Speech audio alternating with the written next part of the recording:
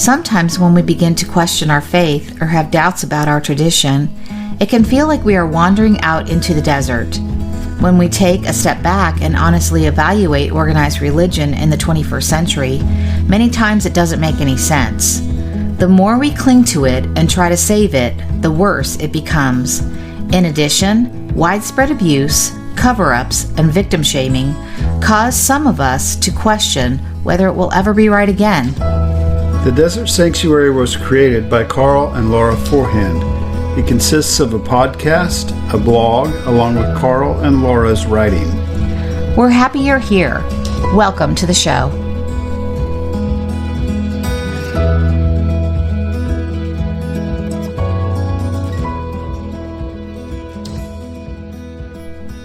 Happy Sunday morning, everybody. This is Laura Forehand, co-host of the Desert Sanctuary podcast.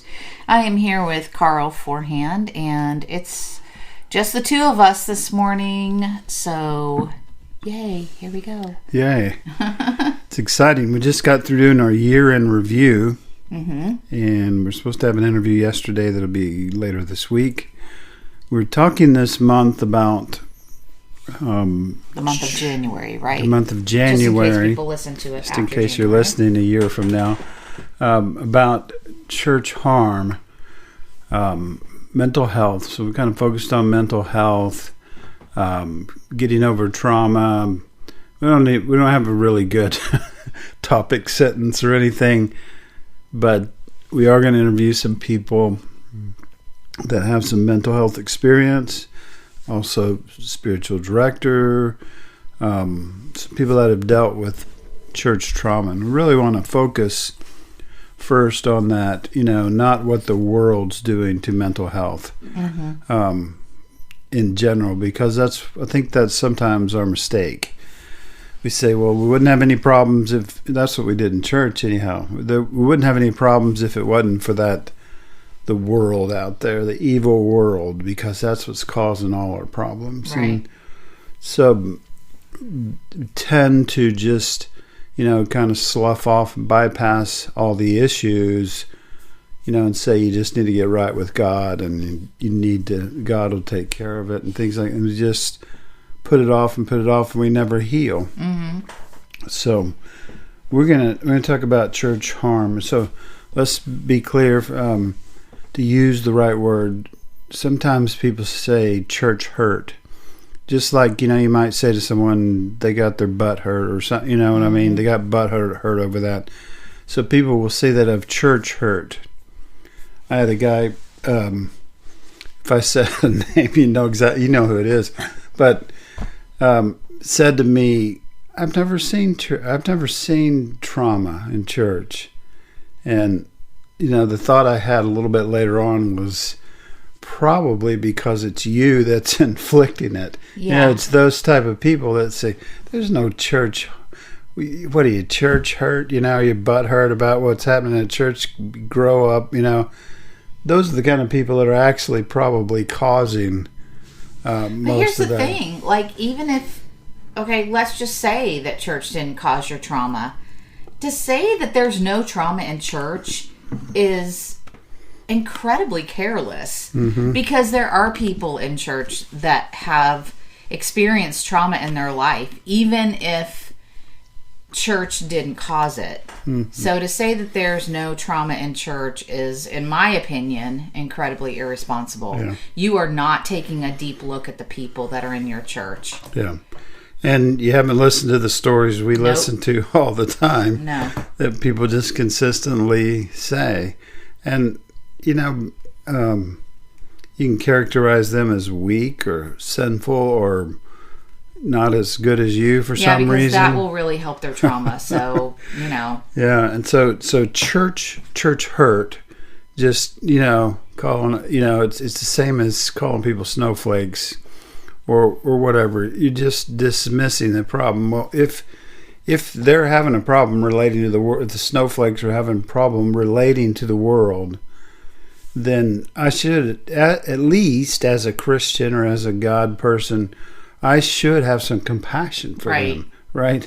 I should care that they're like that, and it won't help at all to call them snowflakes or what are you, church hurt? I'm sorry you had some church hurt. That doesn't happen to me, mainly because I'm causing it, I'm ignoring it, and I don't think about that kind of stuff. So I also wanted to say that Laura and I are not mental health experts. We don't claim to be. We're not trying to be. But we do have 20 years of experience in ministry. We've had 40 years of experience at least with church and all of those different things. And we hear a lot of stories. And so we're just going to offer today kind of a kickoff to this to start thinking about some of these things. And we'll do our best to get some experts over the course of the month, get as many as we can squeeze into the month. And then we're going to start talking next month about the things we don't understand. Or how do we want to describe that? I mean, I would say like alternative practices. Yeah, it's just practices we don't understand.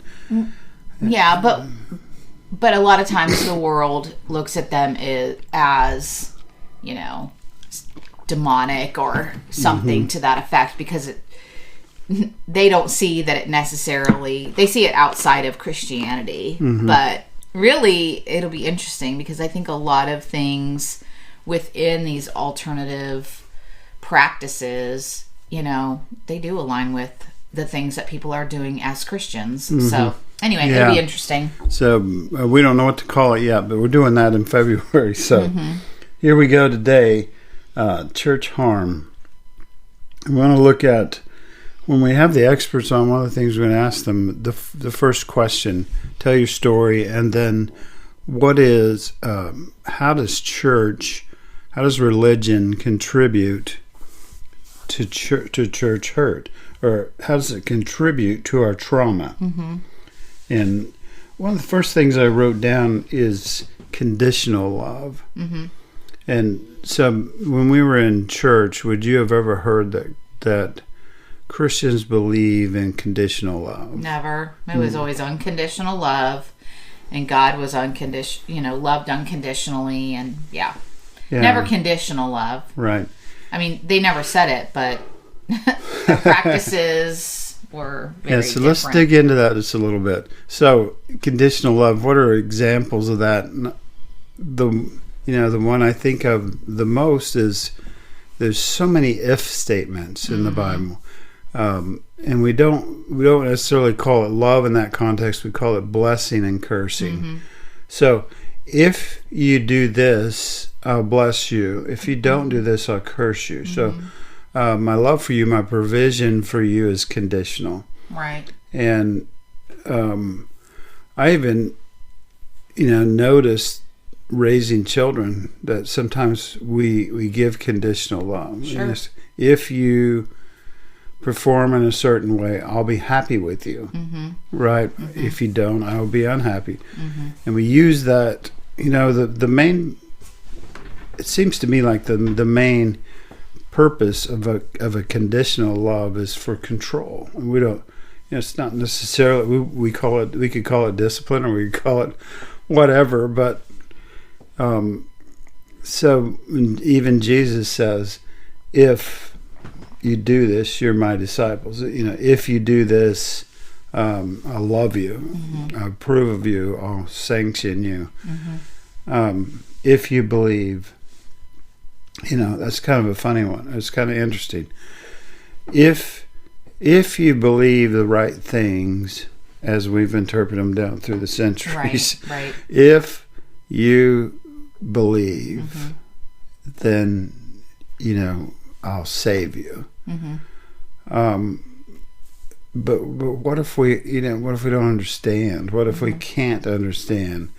What if we're not born in the right place, and so on? Well, if you get the cards just right, and it gets complicated, right? Yeah. If you went to different churches, it's totally different. Right. And if you will, then I'll accept you. I think that's the confusing part, is like what you said, everybody kind of has, every church or every denomination has different interpretations, and unfortunately then our own biases come into play, right? So it's not necessarily just what we interpret from Scripture, but I found that to be true in the churches that we went to because there were unspoken rules. And, the way you found out if you weren't abiding by those rules is basically you were shunned. That was my experience. Yeah. I was ignored, left out of things. So, just kind of shunned.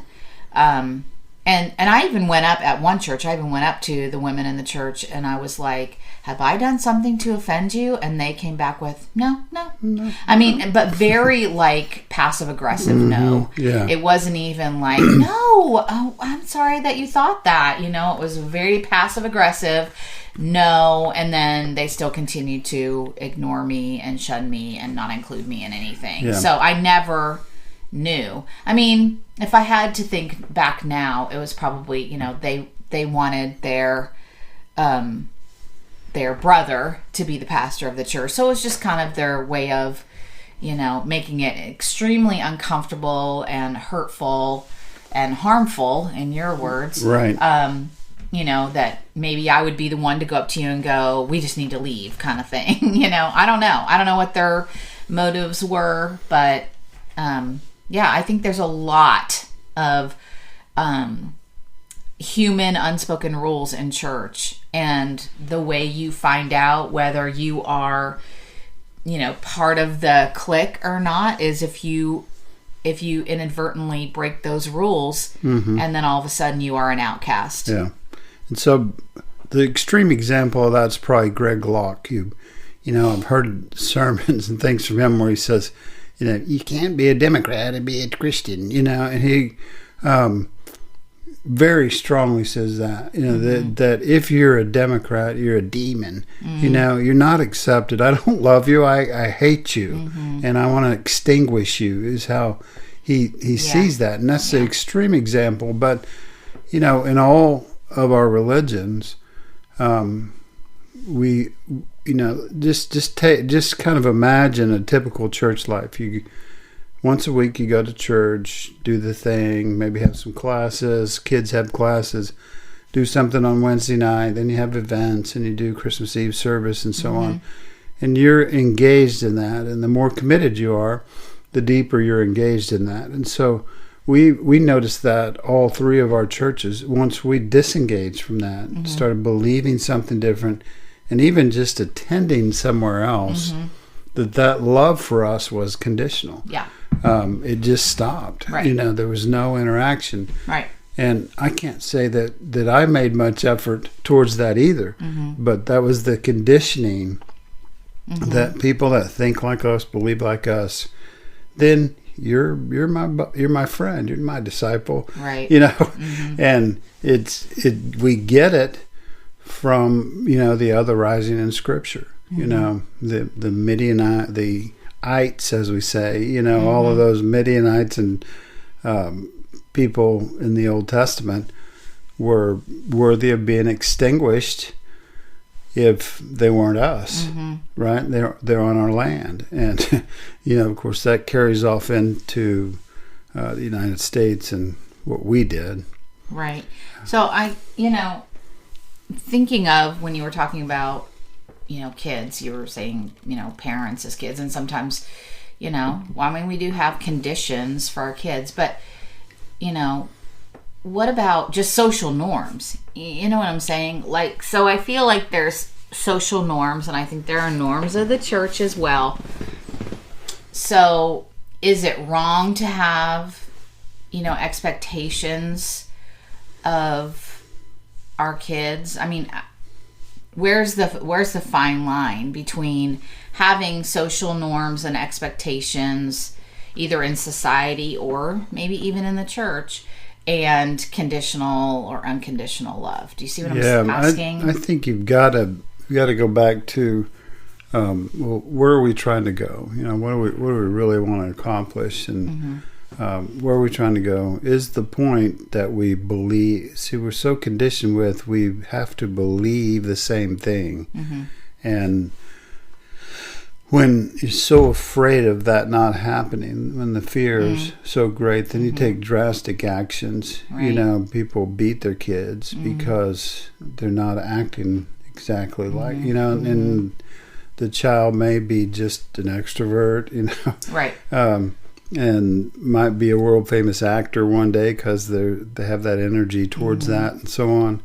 So I don't think there's any easy answers, but for me, kind of it comes down to, okay, I post something that's a little provocative. If someone comes back to me that believes something slightly different, or maybe they're mean to me about it.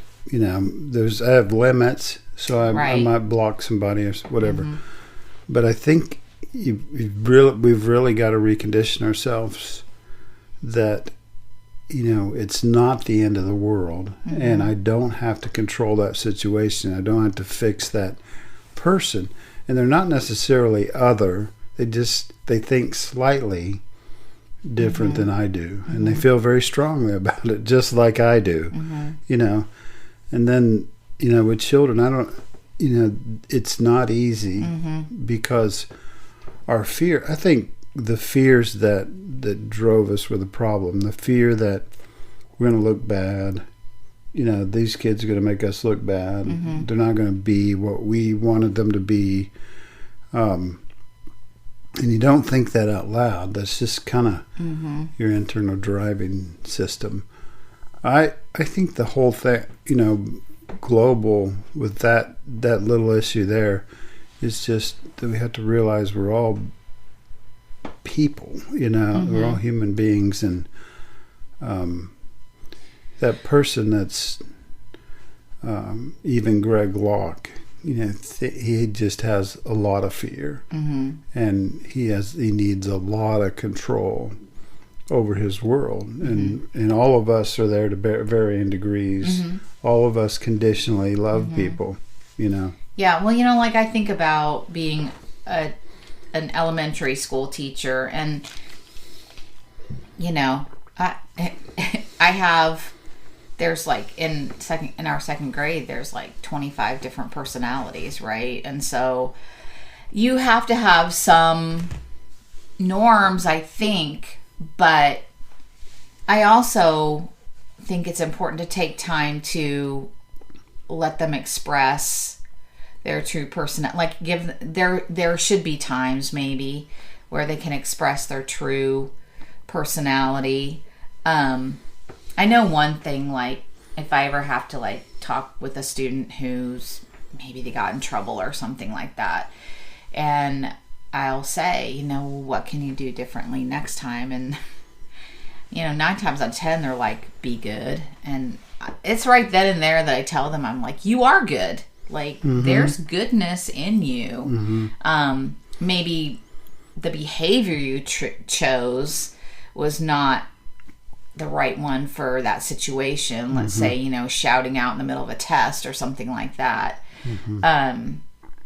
But I mean, I think that's true. I think we have, we have boundaries, we have parameters, and maybe even in churches too. But I don't know where I'm going with this thought, but I think that we have to let our children know that there are norms in society, there are boundaries, there are situations where we have to, quote unquote, behave a certain way. But I never want them to feel like they're just bad at the core, or everything they do is just wrong. So it becomes shame. Right. Yeah. And I don't know, I think sometimes within high demand religions and things like that, those things are just, you don't have that, unfortunately. You don't have that safety of saying, well, you doing this is, harmful or whatever. Yeah. But so you're not doing what I expected. So I can either say, help me understand what you're doing, but I still love you. Right. I still care for you, and I can still treat you. If fear is involved, then I can't. I can't make that step, and there's still anxiety within me. And so I'm still, if I could just control you, then things would be better. If you could just get your act together, then I could love you. And like I said, it's not that conscious, but we've got to start thinking along those lines. Right. How about this side? So conform us. The book I'm reading talks about civilizing people. We civilize our kids. Yeah. Civilize, and we, like you say, we want some civilization, we want some order, Right. and so on. But in religious circles, sometimes they call that formation. And I've just grown to hate that word. People would say of religion, we've been properly formed. And I don't like that at all. To say... What do you think is meant by that when people say properly formed? I think that means that you've been taught to believe what you should believe. You've been formed, And they would probably kind of take detours like, no, that just means, that you're a good citizen. But that's not what it means. That's to do with your beliefs, that you've said the prayers over and over again so that you're formed in the right way. And we kind of do that in all areas. People scream nowadays about schools. They don't want anything different than their beliefs to be taught in school. So they rail against evolution or critical race theory or whatever. And because they want their children to be formed in the way that they were formed so that we are all alike. And that makes me so sad to think about that. I mean, it brings me a little bit of anxiety, really, like when you're talking about it, because I love the space I'm in right now where I have not arrived, and I'm okay not arriving, and I don't want to arrive. I want to keep learning and evolving, and so I guess like that brings me anxiety to think, oh my gosh, people are like, I've arrived. Like, it's a misconception I think that the human race has had, that if we just get it right, so we keep trying to do that, right? We get to, what is God like? What is, what happens in the afterlife? What should we be doing? And there are things that emerge like don't kill each other, don't lie to each other, and so on. Don't steal from each other. Don't take what's not yours and things like that. So, but over time also we want, I think I know what God is, right? Well, he's like me. He's like me, yeah. He's like me, only better. And so... I don't know. Some people probably think he's just like me because I'm really good. I'm really great. It makes me mad when people have land that I need or want, so I take over that land. Right. I may have to kill you, but God probably would want me to have that. So anyway, so we just decide at some point that these are the things that one should believe. This is how they should act. This is what's right and this is what's wrong. And we can claim that's from God or claim we had a vision, but then years later we say, well, no, it's not like this. It's reform. I'm going to reform it, quote unquote. I think you can take that in so many directions because it's like, if you go back to Scripture and God never changes, and yet He's always changing. Everything about the religion is He's changing because, wait a second, 2 years ago, no, he's changed it since then. I'm just like, okay. Anyway, sorry. But when I hear that word I'm throwing us off on like rabbit trails and stuff. When I hear that word formation or civilize, I think about cement, that you've just hardened up and said, this is how we should be. And then it really is to change. It's like breaking up the concrete. You have to, you just stop learning. You stop growing. You develop a real rudimentary kind of way of existence. Of let's just keep repeating the same things and doing the same things at certain times a year, so that we're being reinforced, and we'll just keep reinforcing these simple ideas. We never grow. Right. Which is why I'm so excited about, like, February on the podcast. We're going to be talking to people, like we said, of different practices, because I feel like we're all probably more alike than we think we are, but we're so scared. If I go talk to somebody who's an atheist, then I'm either going to become an atheist or, the spirit of the devil or whatever, I don't even know, is going to like come in me. And I mean, anyway. So the tea shop, the audio for that book just finally came out. We tried to record it with our son, JD, and he could never get a quiet place to record it, to get it right. But tried that for a couple of years, and then now had another guy do it, and he did a really good job. Sounds good. It's great. But that whole experience was the experience that we had with the tea shop owner. For a couple of hours while we were in Taiwan. He's most likely a Buddhist. Never came up. No. During our discussion. No. We didn't get demonic influence, or whatever people are afraid of. And I feel like that event, that 2-hour event, changed my life. Yeah.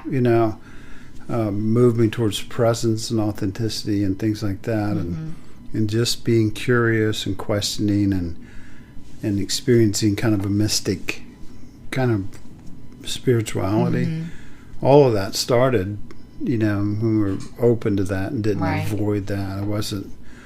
It was when our formation was kind of coming apart and saying, let's open up and see. And that's what we're going to do. Cracks in the cement. That's what we're going to do through February, is talk to people like that. And some of them, if I say, they'll be scary. If I say tarot reader, Satanist, hopefully. I'm interested in a Satanist, though, because I want to know, like, they don't, what do we learn? They don't worship Satan, but they call themselves Satanists. So, like, I want to get some clarity on that, just for my own personal, Anyway, sorry, I cut you off. Yeah, and so if you read, especially the Satanic Temple, which is a later version, the one that most people probably kind of ascribe to right now, their tenets are good. Yeah, they're good things, and I don't have them in front of me. But anyway,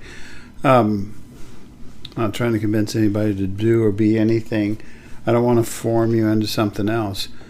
But being open to those things helps me pull the good things from each one of those things, and hopefully that'll make me a better person and make me more unconditional in my love, to go back to the last topic. What about toxic beliefs that cause church harm? Can you think of any? Oh, no. I was going to ask you, what examples do you have of that? Well, one of them I was thinking of was just hell in general. Oh, yeah, okay. So it kind of goes along with the worm theology, that you're a worm. Even though God created you, God made the humans and initiated this, at the same time, he also somehow allowed or created an evil angel. Well, it's free will, Carl. To torment us so that we would have free will. But basically, my view of Genesis is if, that's a story, that's a myth, but it helps explain, maybe, hopefully. But the first thing it says is you're very good. And you talk about that a lot with when our grandkids are born, and you have contact with them initially, and it's very good, right? Right. And so, but like, I don't think they're evil. I don't look at them and go, "Oh, you're sinful." Man, that child is evil. I'll hold you, but you're sinful. Yeah. I'll kiss on you, but you're sinful. Yeah. Kind of. It's not till after they experience us and the world, and there we go, talking about the world again, but that, we do some things that we would call quote-unquote evil, but starts out very good. But the worm theology says you're bad. There's nothing. The song that's popular now says there is nothing good in you. Yeah. And that's a horrible statement. I know. And to think that I was worship leader leading those songs, and oh god, ugh. And it just kind of reiterates that otherizing. God is other than, and so God's not. Whatever God is, then God's not connected to us And so we get a horrible picture of ourselves. And the other one, one's kind of weird is, well, God answers prayer. And God, we make all kinds of excuses for that. But when the guy has a heart attack on the football field this last week, which, by the way, like we watched it, mm-hmm. and we were like feeling it with the rest of the world. So just, I don't want people to think like we're heartless or anything like that. Totally feeling it with the rest of the world, Hopefully I'm not talking out of turn, but I had a brother-in-law, 48. That same thing happened to him, mm-hmm. and he didn't make it. So, like, believe me, that was triggering to see. So I don't want people thinking, "Wow, you guys are super heartless" or whatever. But anyway, go ahead with your. But people would say, "Well, that pulled us all together." So we. Why does it have to take something so tragic to pull us all together for a week, right. and then we're like shitty to one another again? Anyway. Right. Oh my gosh, I keep interrupting. I'm so sorry. And because that's a celebrity, right? Because it's someone we've raised up mm-hmm. to the level of idol. These guys are invincible. Mm-hmm. They're, they make all this money. They have these cool lifestyles. They get to play football. They get to play a game all the time. Well, then when one of them has a heart attack, just like hundreds of other people in the city had a heart attack that month. Right. Or maybe even that same day. Then we it so shocks us. And in a way it did kind of bring us together, but it kind of reveals all our flaws. Well, what's everybody doing? Everybody's praying. Heal him, or whatever they were praying. Okay, so here's my thing though. So he obviously is on the road to recovery. Yes. Which is a great thing. Right. Which is a great thing. But then how do you reconcile that? How do you reconcile a God who let him live and not my brother-in-law? Right. How do you reconcile that? And don't sit there and tell me that, it's God's plan, or, somehow this football player is better or was more spiritual or whatever, because, we don't know that. And it shouldn't even matter. It shouldn't matter. Yeah, I see the good side of that. I see the racist not being racist for 5 minutes. 5 minutes, right? But, and I see people not hating other teams just because they wear a different uniform or in a different city. I see that. I see that good, but I know it's only temporary. It's a few minutes. Right, and they're not racist for 5 minutes because that's somebody who is entertaining for them. Right. Okay, so let's get that straight. This is an entertainer. He anyway. But that whole idea of, we tend to see prayer more as a connection with the divine, connection with other people. If I quote unquote pray for our kids, it means I'm thinking about them, that are, it's something about energy and things like that. But I think this whole thing of God needs the 60,000 people in that arena, mm-hmm. or millions of people worldwide to pray. Now we got everybody praying together. Then God, what kind of heartless bastard is God? Right. That it takes that. You know what I mean? And next time, will it take more? And what if you're like my brother-in-law? You don't have 100,000 people worldwide praying for you. Right. Well, sorry, guess you're out of luck. Yeah, this kind of thing. That's bullshit. Just don't make sense. Those are toxic beliefs, because if God's supposed to heal, but most times He doesn't. Mm-hmm. So in 99, I don't know what the stats are for heart attacks. If they get immediate medical attention like he did, because he's an NFL football player, then he's probably going to survive. Mm-hmm. But if I don't survive, maybe I don't have access to medical attention like that. Maybe I'm poor. Right. I'm probably not going to live. Right. I'm probably going to die. And, for whatever reason. So then the deal is, if God doesn't answer your prayer, then the general consensus is what? It's your fault. Right.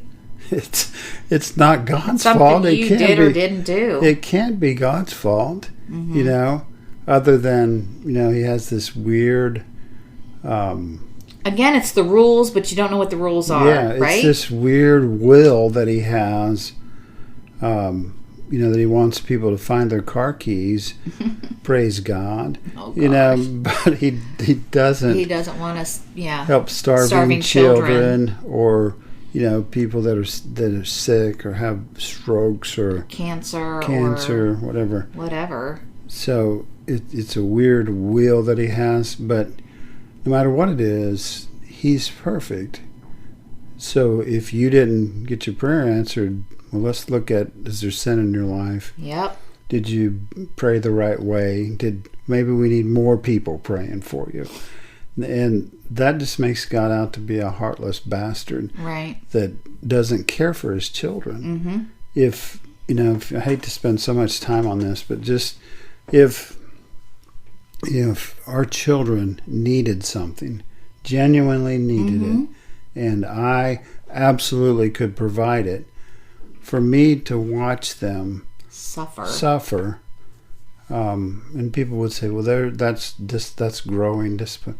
It's not. It's not compassion. It's not. It's not. And it's, I don't think torturing people makes them stronger necessarily. No. So, anyway. And let me say something else, I just, speaking of our grandson, which, a lot of people in this community know he was born with disabilities. But I think, too, that as a culture, if we could just normalize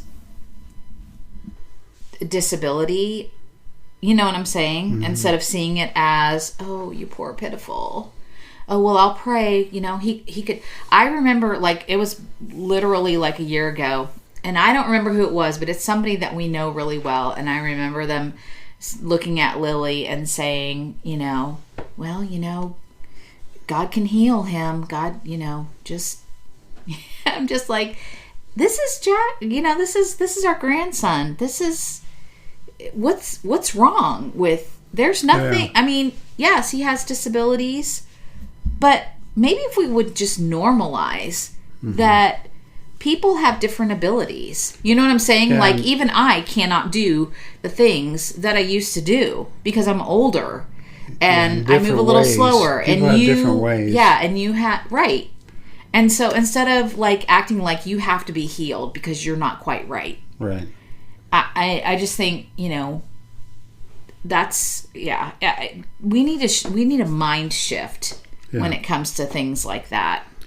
So because one of the things that I thought about, a year ago when you had a stroke was that adage, we're all just one major health catastrophe away from poverty, really. And I thought, when you had your stroke, we're not in poverty, don't misunderstand, but I'm that brings a lot of medical issues and just financial situations that you weren't obviously preparing for.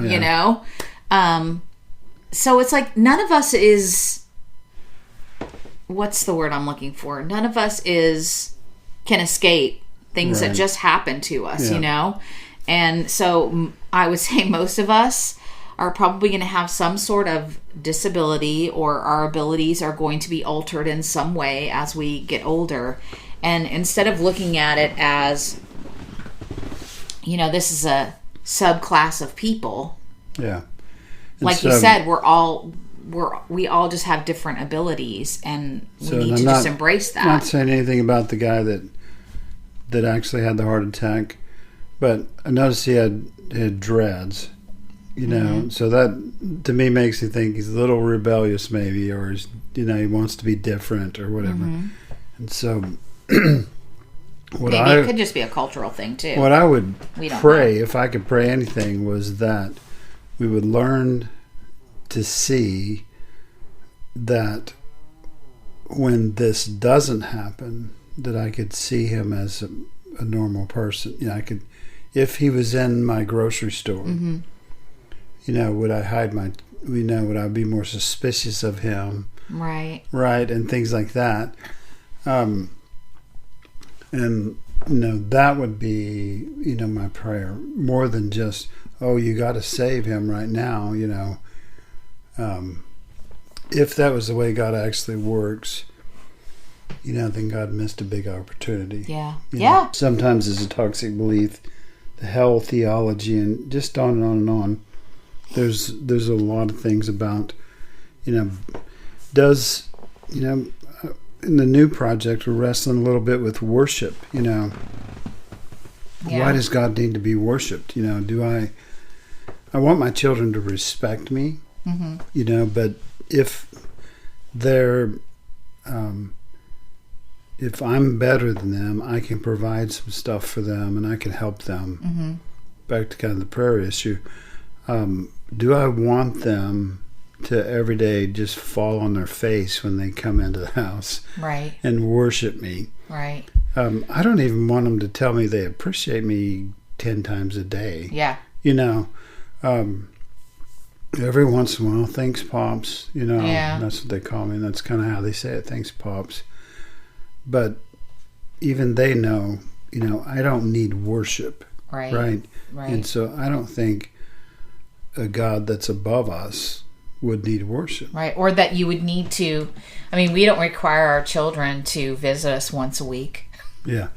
And they don't have to come over once a week and right. Sing our praises. Right. And people say, well, God doesn't need it, we need it. That's not true either.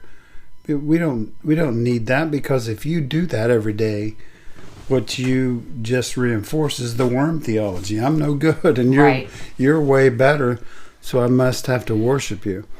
So, that kind of falls in line there. Yeah. Another thing I was thinking about that causes harm is, we talked about it before we went on a little bit about confirmation. And, we talked about formation, but then there's confirmation, which you went through as a Lutheran. Right. In the Baptist church, we just kind of condition kids to around 7 or 8. Be baptized. You can kind of understand now, so you got to make the decision. And I remember raising our kids. I used to say, I want them to have their own faith. But what I meant to say is I want them to have my faith. Right. I just want them to choose it. And so everything you do conditions them to make that choice. We never said, hey, if you want to go to, the Jewish temple down the street, or if you want to go to the, Buddhist or whatever. We never did that. It was always like, And we never exposed them to different belief systems or different worldviews, which they would have if they were born in a different country or in a different place or different parents. But, kind of think about how that goes. For you as a Lutheran, for me as a Baptist, how that goes is that you're hearing those sermons and everything, and it basically says to you, hey, my name was Joey. That's my childhood name. Joey, do you want to be accepted? Yeah, Don't you want to be accepted? Sometimes literally those are the words that come out of the pastor's mouth. That's right. You're unacceptable, and you will be accepted if you pray this prayer and you're baptized. So that's, until we change the rules on you and make it something different. But anyway, I digress.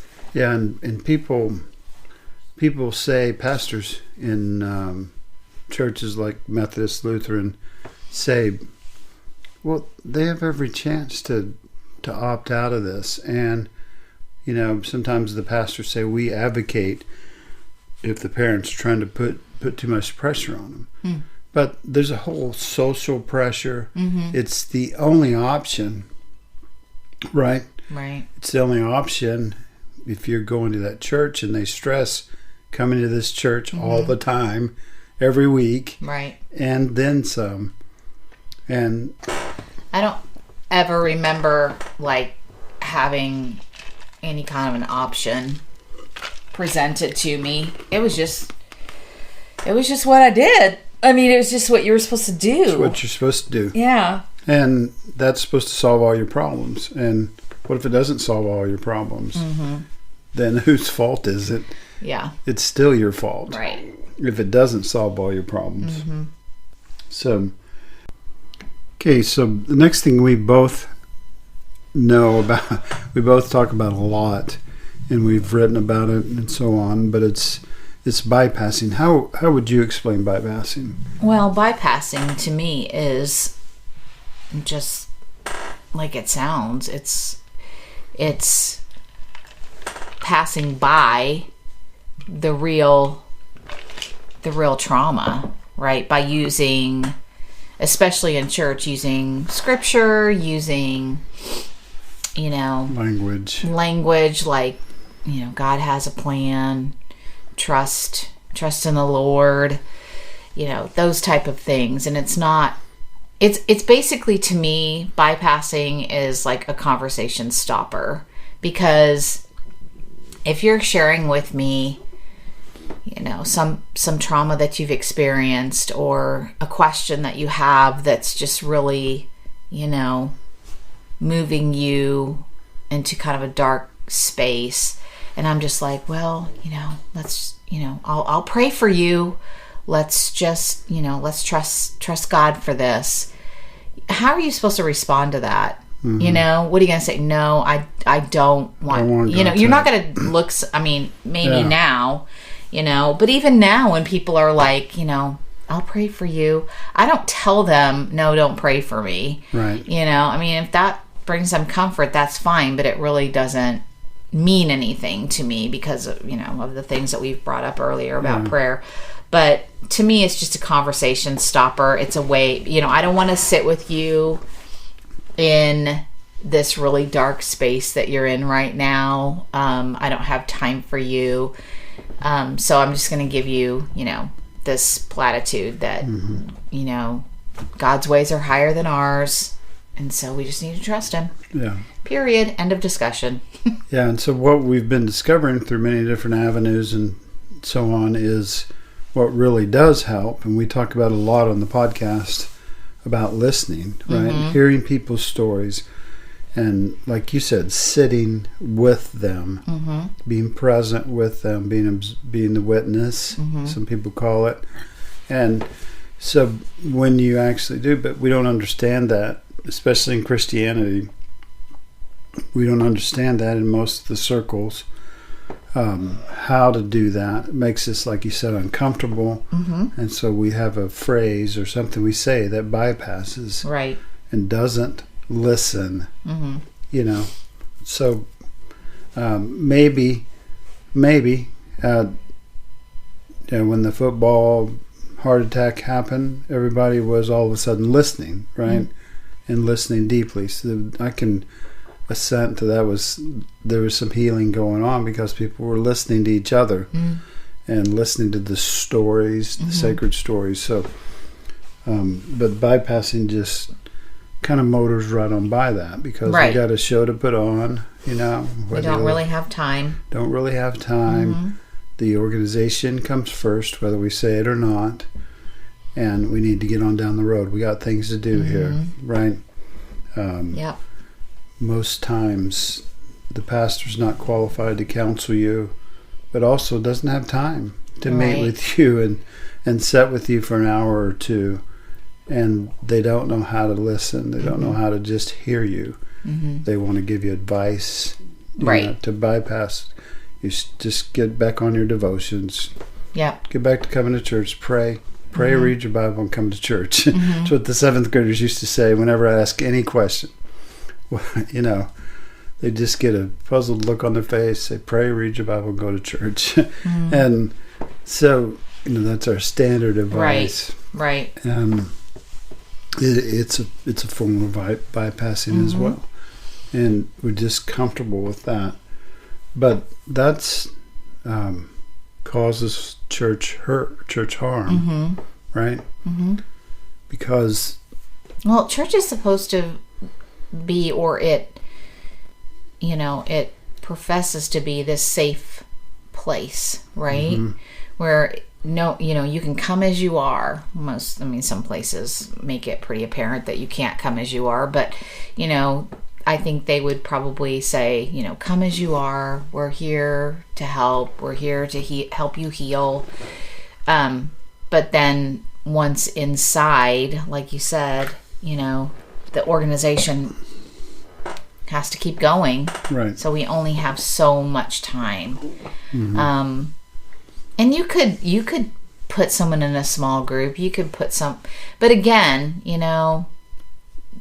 a lot of times those small groups, are they literally just going to go in and go, okay, we're just going to open the floor and we're going to just let's just everybody have, or these people have a chance to talk and we're just going to listen, kind of like what you went through with the sisters, is it that, or is it, we're going to go through this book and we've got this many chapters we have to get through this week. So we only have, if you have a question, I don't know if it takes a long time to answer, we probably don't have time for that. And, people just generally don't share deep things, except maybe in groups of 1 to 2, more intimate situations, and they're just not used to doing that. When they do it, it makes us uncomfortable. We kind of draw back and start giving them platitudes and fixing their problem. Well, you may want to try this, and things like we don't just genuinely listen. So a lot of bypassing that goes on, but also shaming and group pressure. Right. The friend of mine online was talking about that the other day with, even in deconstruction circles and things like that, that sometimes there's that pressure just to not be too out there, not to challenge the status quo and so on. So there's a lot of subtle shaming in church.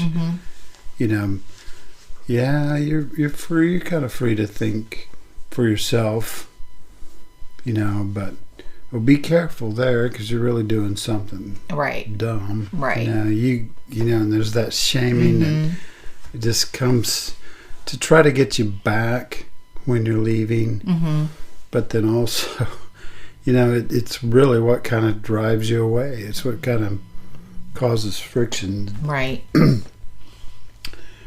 That's true. Okay.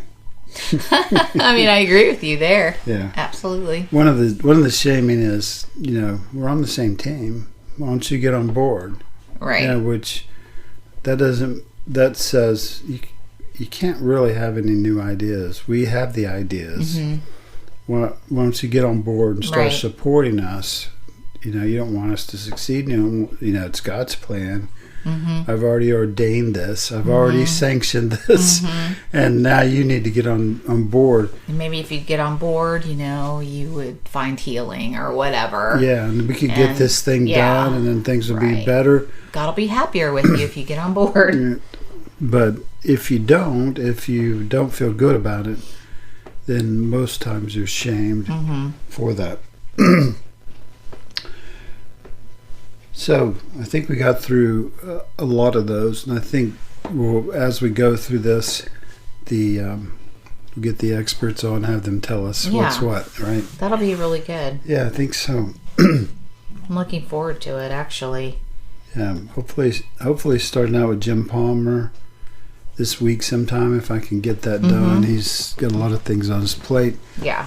Dr. Paul Fitzgerald next weekend, and then another guy named Mark that I can't remember his last name. I have his book. Yeah. And we're going to talk to him, and then hopefully at the end of the month talk to the sisters that I always talk about. Yeah, that'd be great. The sister I'm supposed to talk to got attacked by a dog. That's I terrible. shouldn't laugh at that, but she's feisty and she's one that can handle that. So anyway, may talk about a dog attack. Yeah.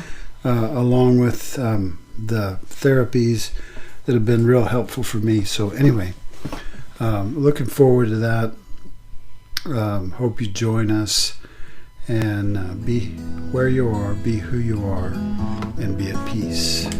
Thank you for joining us today on the Desert Sanctuary. We hope you find who you are as you embark on your own journey.